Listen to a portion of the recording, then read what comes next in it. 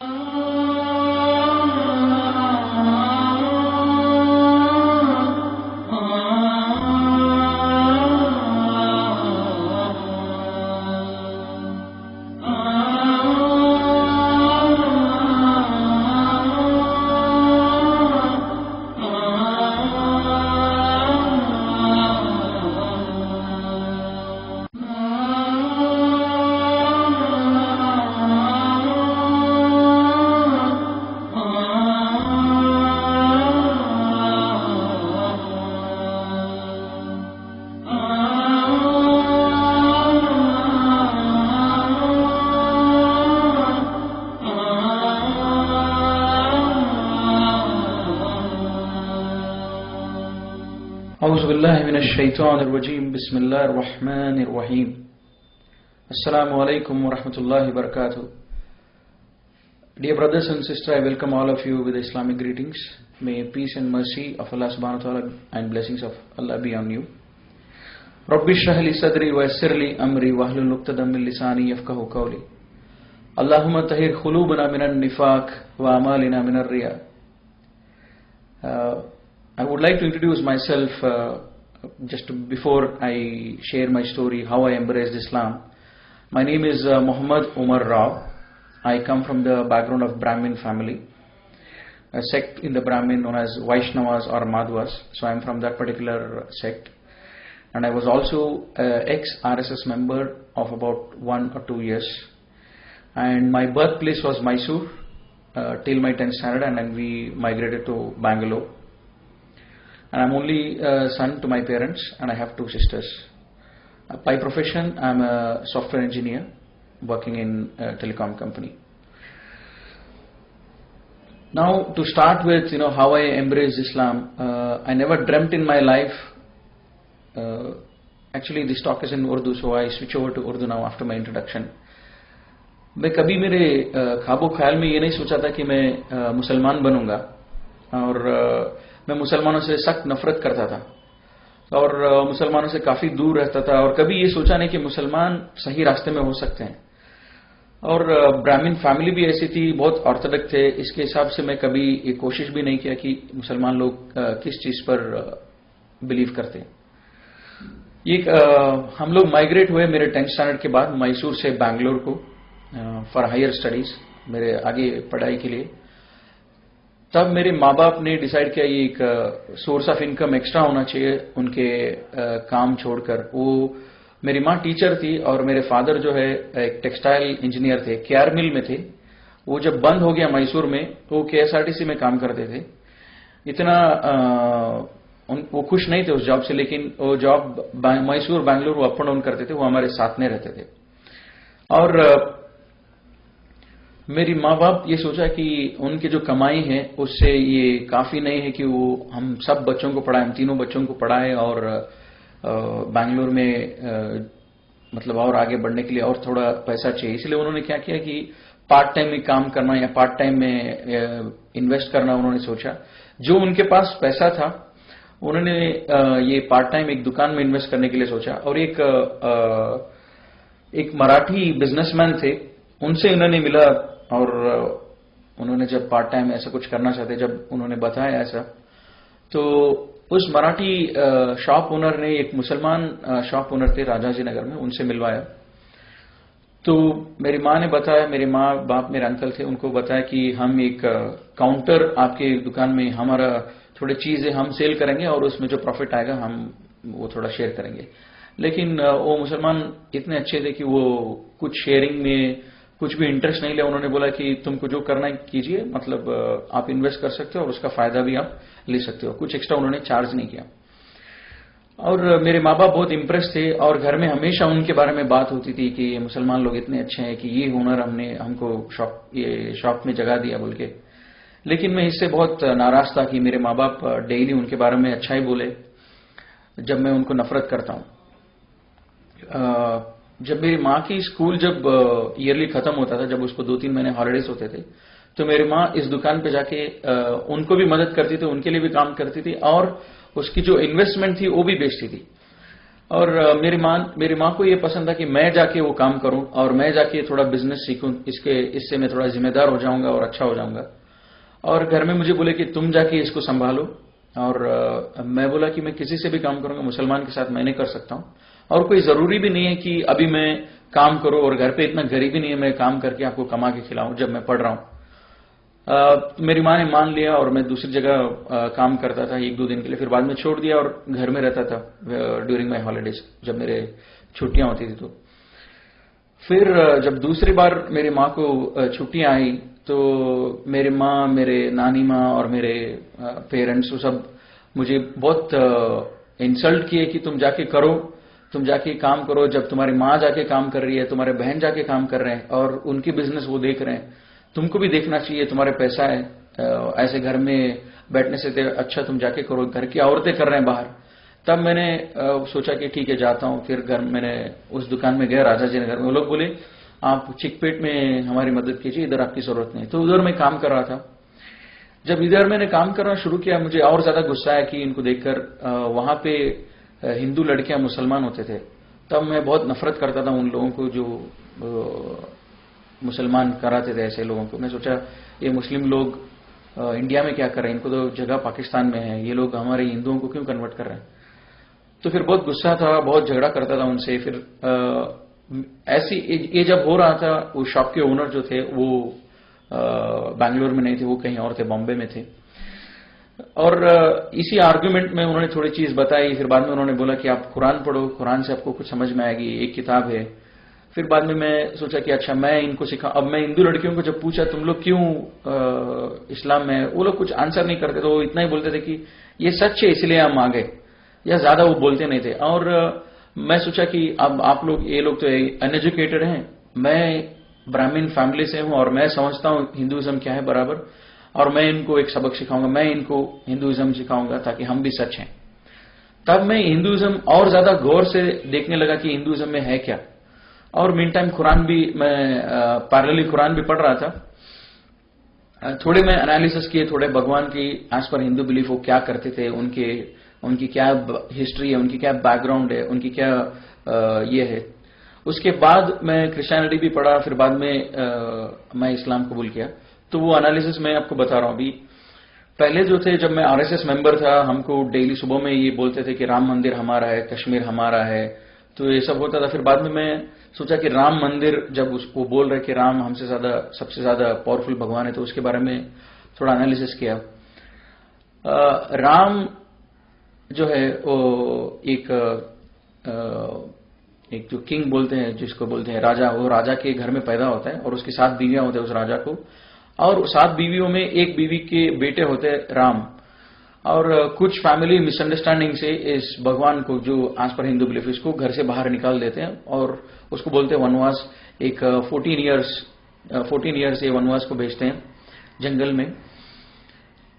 इस टाइम पे क्या होता है, रावण एक राक्षस है और वो राक्षस राम की वाइफ को किडनैप करना चाहता है। और जब ये प्लान बना रहा है, राम को ये मालूम भी नहीं कि मेरी वाइफ को कोई किडनैप करने के लिए प्लान कर रहा है, और राम को ये मालूम नहीं हो रहा है कि इस बात राम को मालूम ही नहीं हो रहा है। तो मैं सोचा कि भगवान को अगर उसको मालूम ही नहीं हो रहा है, उसके घर वालों पर अटैक हो रहा है, तो उसको क्या मालूम रहेगा मेरे ऊपर क्या मुसीबत आएगी, मुझे कैसे बचाएंगे। तो इसलिए मैं और आगे जब स्टोरी देखा रामायण, और रामायण जब पढ़ा, यहां तक आती है कि रावण प्लान बनाता है और उसके काम वालों को बोलता है तुम जाके उसके सामने एक हिरन बन जाओ। जब तुम हिरन बन जाओगे, राम और लक्ष्मण जो है तुम्हारे पीछे भागेंगे, और जब तुम्हारे पीछे भागेंगे तुम ज्यादा दूर भागो, और जब राम और लक्ष्मण जब ज्यादा दूर चले जाए घर से, तब मैं जो है मैं आके सीता को किडनैप करूंगा।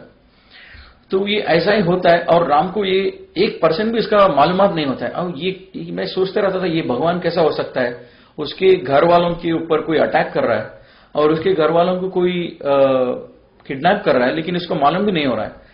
और ऐसे ही आता है, रावण की काम वाला जो है वो हिरन बन जाता है, राम उसके पीछे भागता है, लक्ष्मण भी उसके पीछे भागता है, ये बोलकर ये लक्ष्मण रेखा है, इसको पार मत करो। और वो दोनों भागते हैं। अभी इसके टाइम पे क्या होता है, रावण जो है एक भिक्षुक, जो बोलते हैं ये भीख मांगने वाले के वेश में आते, वो उसको सीता को बुलाता है कि मुझे कुछ चाहिए। अब सीता जब बाहर आती है, वो बोलती है मैं ये रेखा से आगे नहीं आ सकूंगी। फिर उनके बाद में डिस्कशन होता है और रावण बोलता है कि आप बाहर आके देना चाहिए कि मैं कोई भिक्षुक नहीं हूं, लेकिन मैं एक अच्छा भिक्षुक हूं। तो सीता उस लक्ष्मण रेखा से पार करती है। पार करके जो है जब जाती है, रावण उसको किडनैप करता है। जब वो किडनैप कर रहा होता है तब भी राम को और लक्ष्मण को मालूम नहीं होता कि मेरी बीवी मेरे घर पे अकेली है और उसको कोई किडनैप कर रहा है। हाँ, जब किडनैप हो रहा है तभी भी सीता अपने आप को बचाने की भी कोशिश नहीं करती है। वो बहुत मजबूर होती है और वो रावण किडनैप करता है, वो लेके चले जाता है। इसके बाद जो है राम उसको तलाशने के लिए, वो उसको कौन किडनैप किया, उसको वापस लेके आने के लिए वो कितने साल लगा देता है। और ये हनुमान जिसको बोलते हैं, ये उनको बोलते हैं वानरू बोलते हैं कन्नड़ा में, इंग्लिश में उसको बोलते हैं मंकीस।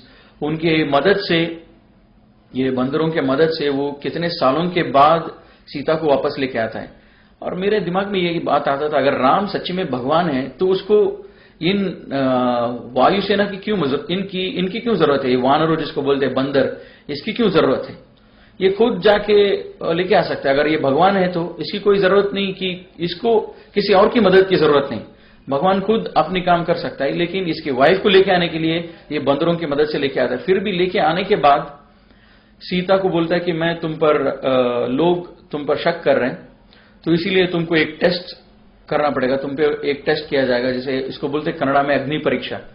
वो अग्नि परीक्षा मतलब ये एक आग से तुमको जाना पड़ेगा। जब तुमको हार्म कुछ नहीं होता, इसका मतलब तुम प्योर हो। तो वो आग से निकलती है, फिर बाद में राम उसको कबूल करता है, वो एंड है। तो मैं सोचता था राम हिंदू के हिसाब से वो एक भगवान है और सीता भी एक भगवान है। जब भगवान एक दूसरे के ऊपर भरोसा नहीं करते हैं तो ये बात कुछ समझ में नहीं आती। भगवान के ऊपर क्यों भरोसा नहीं करता है? तो फिर मुझे ये लगा कि एक स्टोरी है। अब जब कुरान पढ़ रहा था, मेरे नानी को और मेरे माँ बाप को जब पूछता था रामायण जो है इसको कौन हमको दिया, रामायण किसने दिया हमको, तो वो बोलते थे रामायण लिखा हुआ है एक ऋषि से, वाल्मीकि जो बोलते हैं, वो ऋषि ने लिखा है रामायण। तो ये मैं सोचता था मेरे नानी बोल रही है रामायण लिखा हुआ है। जब मैं उसी को पूछा कुरान क्या है, वो बोलती थी कुरान जो है मुसलमानों के ऊपर उसके भगवान ने उनको दिया है, ये कोई लिखा नहीं है, भगवान ने दिया है। तब मैं सोचा नेचुरली जब ये किताब जो भगवान से है वो ज्यादा पावरफुल रहेगी, जो किताब लिखी हुई है वो ज्यादा वीक रहेगी। तो मैं सोचा भगवान से है कुरान, इसका क्या प्रूफ है? तो मैं तलाश करने लगा और भी एनालिसिस किया, जैसे गणेश है। और गणेश की जब मैं एनालिसिस किया, गणेश भगवान हम इसको मानते हैं जब मैं हिंदू था। अभी पार्वती जिसकी पत्नी है, ईश्वर शिवा जिसको बोलते हैं, ईश्वर एक जो मोस्ट पावरफुल गॉड है, एक मोस्ट पावरफुल सबसे ताकतवर भगवान है। और ये ईश्वर की पत्नी है पार्वती। ईश्वर इतना ताकतवर है, अगर वो तीसरा आंख भी खोल देगा तो वो दुनिया भस्म हो जाएगा, ऐसा सब बिलीफ है। तब तो ऐसी ताकतवर भगवान की ये पत्नी है पार्वती, और वो भी भगवान है, गॉडेस बोलते हैं इंग्लिश में उसको। तो पार्वती उसको नहाना होता है और वो गणेश को बना देती है कि तुम मेरा वॉचमैन रहो। मैं सोचता था इतनी पावरफुल, इतनी ताकतवर भगवान की बीवी को सिक्योरिटी क्या जरूरत है? फिर भी वो बनाती है गणेश को, फिर वो नहाने जाती है और ईश्वरा जो है घर में दाखिल होता है। उसके घर में जब आता है वो पूछता है गणेश को, तुम कौन हो? तो मैं ताज्जुब हो गया ये पढ़ के और ये देख के भी कि ये कैसा सवाल पूछ सकता है ईश्वर, जब उसको इतना भी इल्म नहीं है उसके घर में क्या हो रहा है। उसकी बीवी ने उस गणेश को बनाया और उसको इल्म में ये भी मालूम नहीं कि इसको कौन बनाया और मेरे घर में कब आया। वो आके पूछता है इसको तुम कौन हो? जब ये ताकतवर भगवान है, इसको इतना मालूम होना चाहिए पूरे दुनिया के हर कोने में क्या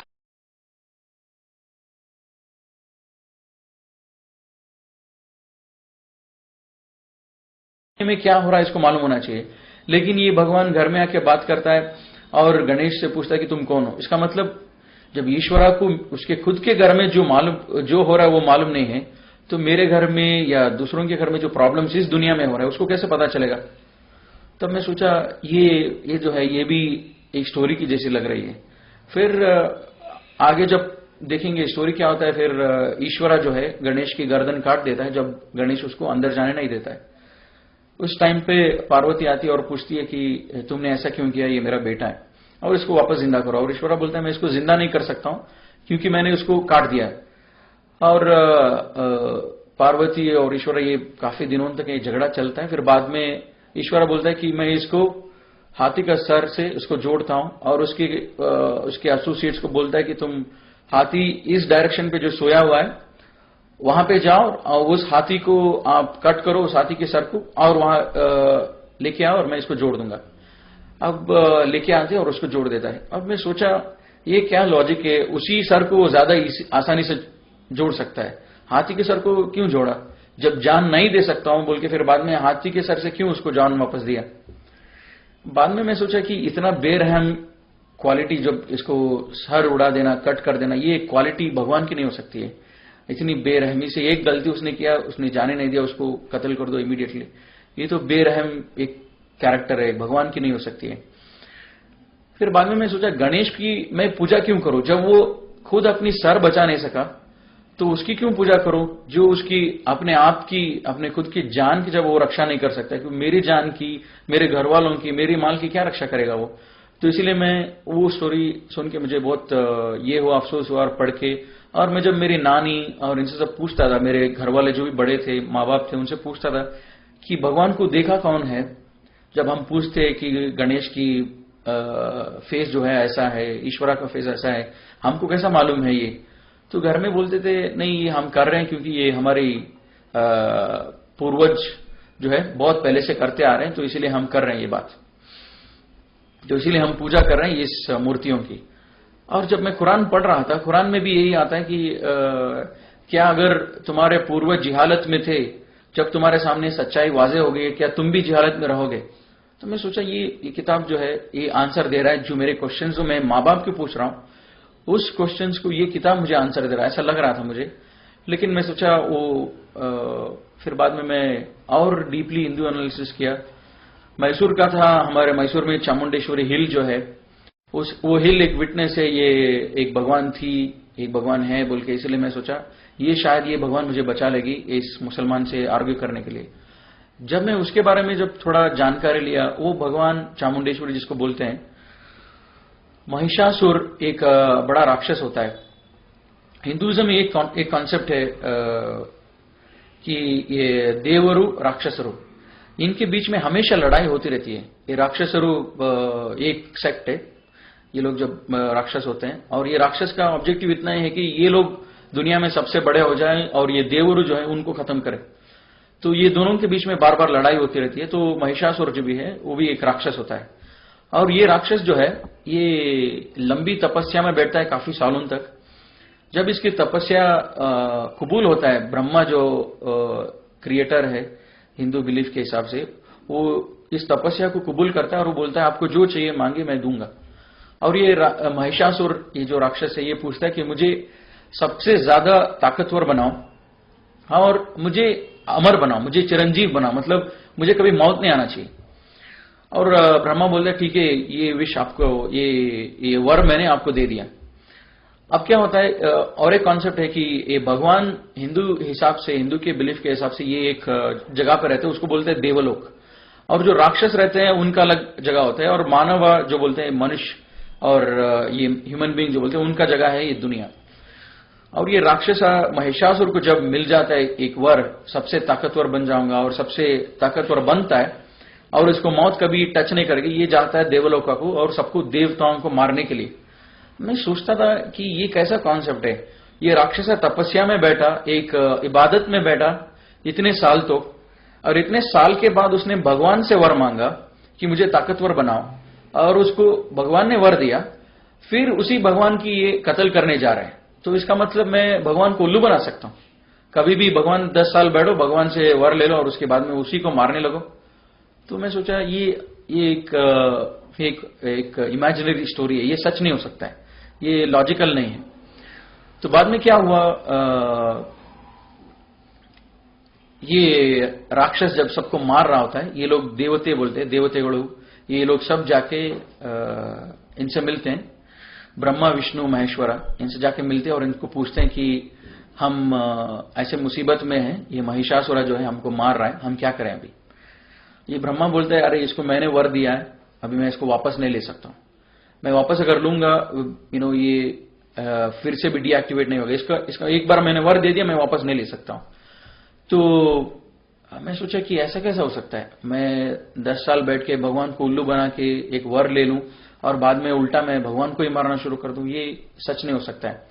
फिर ब्रह्मा बोलते हैं, अच्छा मेरे पास एक रास्ता है इसको मारने के लिए, मैंने जो इसको वर दिया है, तुम सबसे ज्यादा ताकतवर हो जो दुनिया में ऑलरेडी हैं, भगवान, आदमी, कोई भी हो, तुम सबसे ज्यादा ताकतवर हो जो अभी मौजूद है इस दुनिया में, लेकिन जो आने वाले हैं उनसे ज्यादा ये ताकतवर रहेगा, ये तो वर नहीं दिया हूं, तो इसलिए हम ये काम करेंगे, एक नया एक भगवान को हम पैदा करेंगे जो उससे ज्यादा ताकतवर होगा और वो उसको मारेगा। तो ये क्या करते हैं, विष्णु बोलता है मैं औरत हो जाऊंगा, और शिवा जो है बोलता है कि मैं और तुम, हमारा मिलन होगा, हमारे मिलन से जो बच्चा पैदा होगा वो बच्चा जो है वो नया भगवान होगा और वो महिषासुर को कत्ल करेगा। और जो बच्चा पैदा होता है उसका नाम होता है चामुंडेश्वरी, वो लड़की होती है उसको चामुंडेश्वरी बोल के नाम रखते हैं, मतलब चामुंडेश्वरी, वो ईश्वर का भी नाम ही आता है चामुंडेश्वरी, वो जाके उसको कत्ल कर देती है महिषासुर को। मैं सोचा, एक मिनट के लिए सोचा, अगर मैं भगवान होता, मैं ब्रह्मा के जगह होता, तो मैं कभी, मुझे मालूम हो जाता था कि ये राक्षस 10 साल के लिए इसलिए बैठा है मुझे मारने के लिए, ये देवरों को खत्म करने के लिए इसलिए बैठा है, तो मैं कभी वर नहीं देता। ऐसा पूरा ड्रामा करने से अच्छा मैं वर नहीं देता, और या तो वर देने के बाद उसको कत्ल कर देता। तो ये सब देख के मुझे लगा एक हिंदुइज्म, एक माइथोलॉजी, और मेरे माँ बाप और सब लोग बोल रहे कि हमारे भगवान जो हम जिसको पूज रहे हैं, जो भी हमारे मूर्तियां हैं, बस ये लोग, ये सच कोई किताब में नहीं है, लेकिन हम कर रहे हैं इसलिए क्योंकि ये हमारे पूर्वज करते थे। और एक ऐसी चीज थी जिससे मुझे ये आसान हुआ हिंदुइज्म के बारे में मैं बिलीफ छोड़ने के लिए, कि हमारे घर में एक कॉन्सेप्ट है मने देवरू, जिसको बोलते हैं घर का भगवान। हर एक घर का अपना अपना खुद का भगवान होता है। तो मेरे घर में भी हमारा मने देवरू जो बोलते हैं, हमारा घर का भगवान जो था वो स्नेक था, स्नेक, सांप। और मेरे कजिन का मने देवरू घर का भगवान था ईगल। मेरे घर में जब भी फेस्टिवल होता था मेरी माँ बोलती थी कि उनके घर पे जाओ मत, और उनके घर में जब फेस्टिवल होता था वो बोलते थे कि मेरे कजिन को मेरे घर पे आओ मत, क्योंकि ये ईगल गॉड और स्नेक गॉड और बोथ आर एनिमीज। तो मेरी माँ बोलती थी तुम्हारा गॉड जो है वो स्नेक है, अब उनका गॉड ईगल है, तब जब तुम फेस्टिवल में जाओगे तो तुमको प्रॉब्लम हो जाएगा। मैं सोचता था हाउ इलॉजिकल इट इज, ये तुम क्या बोल रही है, ये सब मुझे समझ में नहीं आती है, क्योंकि मैं कजिन के घर जाना चाहता हूँ और अच्छा खाना खाना चाहता हूँ उधर भी, because I want to show my new dresses there, लेकिन तुम बोल रहे हो तुम जाओ मत। ये कैसा हो सकता है, भगवान और भगवान के बीच में दुश्मनी। और अल्लाह ताला कुरान में बोलता है कि इस कायनात को बनाने में अगर एक से ज्यादा लोग होते, एक से ज्यादा क्रिएटर होते, तो बहुत ज्यादा कंफ्यूजन होता है इस दुनिया में। तो मैं ये कंफ्यूजन मेरे घर में ही दिख रहा है, क्योंकि मेरी माँ बोल रही है हमारा घर का भगवान जो है स्नेक है, और मेरे कजिन का घर का भगवान जो है वो जो है ईगल है। तो ये भी एक ऐसी चीज थी which help me to I believe more in Islam. ये ऐसे सब चीज थी, और कुरान इसके बारे में live Allah Tala is talking to me in this book. Allah Tala बोल रहा है कि ये अगर इस दुनिया को बनाने में बहुत सारे भगवान होते तो उन भगवानों के बीच में बहुत सारे प्रॉब्लम भी होते। जैसे मैंने देखा रावण और राम और ब्रह्मा, महिषासुरा और जो है ईश्वरा, पार्वती, और ये सब जब देखा मैं, ये भगवान को दूसरे भगवान के बारे में मालूम ही नहीं है, जानकारी नहीं है। एक भगवान एक काम करता है उसके बारे में दूसरी भगवान को मालूम नहीं है। जब ब्रह्मा ने महिषासुरा को वर दिया उसके बारे में शिवा को मालूम नहीं, विष्णु को मालूम नहीं। जब ये सब कंफ्यूजन ही है, तो अल्लाह ताला कुरान में भी यही बोल रहा है कि अगर इस दुनिया को और इस दुनिया में अगर एक से ज्यादा खुदा होते, तो एक से ज्यादा क्रिएटर होते, एक से ज्यादा अल्लाह होते, तो बहुत सारे प्रॉब्लम होते। तो मैंने थोड़ा क्रिश्चियनिटी भी पढ़ा। जब मैं 10th स्टैंडर्ड में जब था इंडिया में, मैसूर में, उधर एक पुष्पाश्रम बोल के एक जगह था, वहां पे क्रिश्चियंस लोग, फादर्स लोगों को ग्रेजुएट करते थे। तो उधर मैं क्रिसमस में कभी जाता था, उनकी हम लोग एक टूर के हिसाब से उधर जाते थे और देखते थे। हमारे फैमिली सबको लोग बुलाते थे, हम पूरे माँ बाप के साथ जाके देखते थे। वो जो मूर्तियां रखते थे जीसस की, मदर मेरी की, हम लोग देखते थे। वो उतना इल्म मुझे था, ये लोग क्रिश्चियंस भी जीसस को पूछते हैं। जब मैं थोड़ा ज्यादा जानकारी लिया तब मुझे मालूम पड़ा, ये बोलते हैं Jesus is the only son of God, only begotten son of the God. मतलब जो एक बेटा है, खुदा का बेटा है जो बोलते हैं। मैं सोचा हमारे घर में भी ये बात कभी कभी होती थी कि जब घर में लड़की पैदा होते तो ये लोग खुश नहीं होते थे हिंदूस। हम इनको बेटों की ज्यादा जरूरत होती थी। और जब मैं पूछता था कि बेटे को इतना क्यों अहमियत देते थे, ये बोलते थे कि बेटों से हमारा खानदान आगे बढ़ता है। तो बेटों की जरूरत अल्लाह को क्यों होना चाहिए कि जब बेटा इसीलिए जरूरी है खानदान को आगे चलाने के लिए या नाम रोशन करने के लिए जो भी है, लेकिन अल्लाह को बेटा की जरूरत क्यों है? अल्लाह तो स्टार्टिंग भी है, एंडिंग भी अल्लाह ही है, मतलब बीच में कोई नहीं, अल्लाह की सब कुछ है। तब मैं सोचा कि ये क्रिश्चियनिटी का जीसस सन ऑफ गॉड ये जो भी है जिसको पूछते हैं, और मदर मैरी, ट्रिनिटी का जो भी कॉन्सेप्ट है, ये भी हिंदू के आसपास है, हिंदुइज्म के सेम फिलॉसफी है। तो मैंने क्रिश्चियनिटी को भी मैंने बहुत देर तक एनालाइज नहीं किया, फिर बाद में मैंने वो भी छोड़ दिया।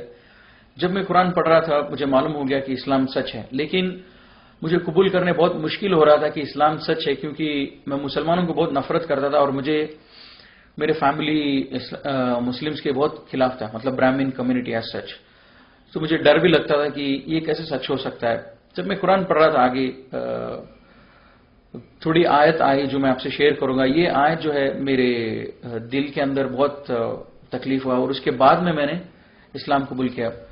मैं सोचा अल्लाह ताला कुरान में बोलता है कि मैं हर चीज को माफ करूंगा जिसको चाहिए उसको, लेकिन शिर्क को माफ नहीं करूंगा। तो मैं सोचा मैं शिर्क को छोड़ दूंगा, बाकी सारे चीज मैं करते रहूंगा, क्योंकि शिर्क को छोड़ने के बाद मैं ऐसा कोई गुनाह नहीं कर रहा हूं जिससे मुझे अल्लाह ताला पनिशमेंट दे।